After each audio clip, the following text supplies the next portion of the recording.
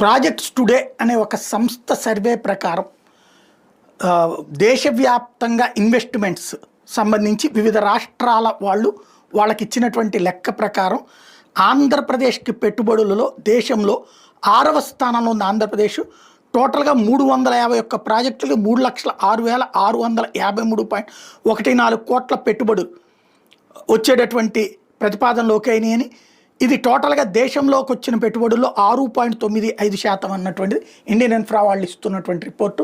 దీని ప్రకారం దేశంలో హైయెస్ట్ పెట్టుబడులు మహారాష్ట్రకి 2,124 ప్రాజెక్టులు 7,93,794 కోట్ల రూపాయలు, 17.98% షేర్. గుజరాత్ 1,137 ప్రాజెక్టులు 5,14,369 కోట్లు 11.65% షేర్. రాజస్థాన్ 873 ప్రాజెక్టులు 4,65,218 కోట్లు 10.54% షేర్. కర్ణాటక 1,058 ప్రాజెక్టులు